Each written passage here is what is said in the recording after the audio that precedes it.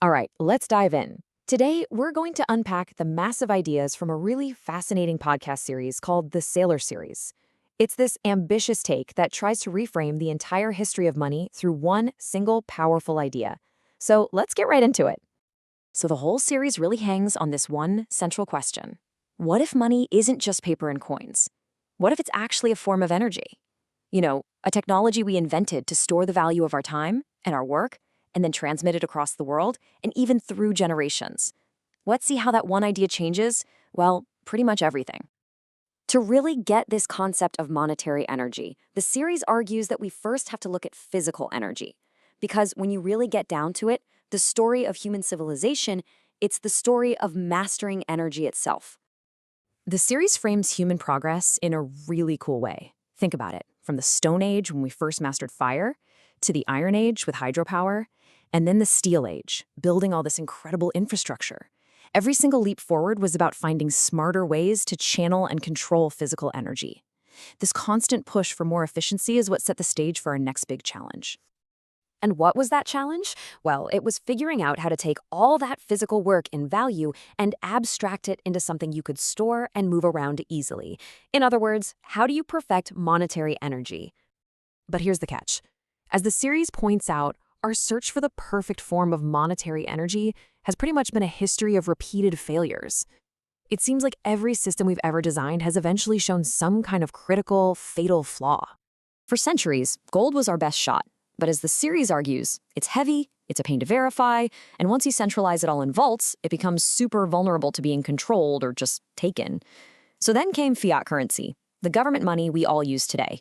It definitely solved the portability problem, but it introduced a brand new bug, the power to print it endlessly. And that just leads to inflation, and over time, a slow-motion collapse in public trust. According to the series, both systems were fundamentally broken. Okay, so this is where the series brings in its proposed solution, Bitcoin. And it's framed not just as some new currency, but as a totally new kind of energy network. They're talking about a technological breakthrough on the same level as mastering fire or harnessing electricity. The key concepts they introduce is digital monetary energy.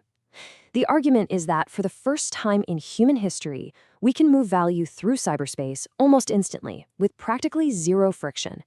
It's designed to be sent anywhere in the world without needing a bank or government to act as a middleman, and that fundamentally changes who you have to put your trust in. And this table just lays out the differences perfectly. Take scarcity. Gold is pretty scarce, yeah.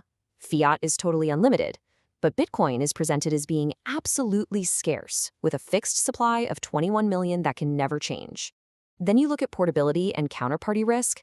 The series argues Bitcoin's digital, decentralized nature is a fundamental upgrade over the limits of both gold and fiat.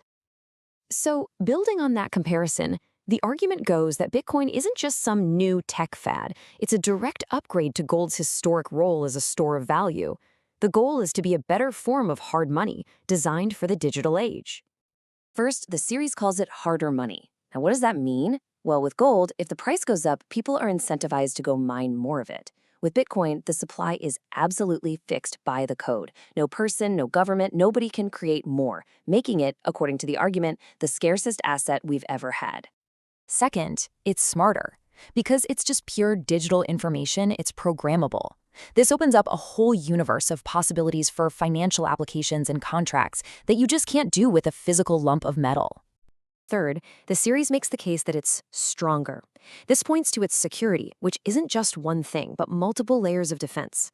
You've got the powerful cryptography that protects transactions, and then you have the massive economic incentives that pay miners to secure the entire network.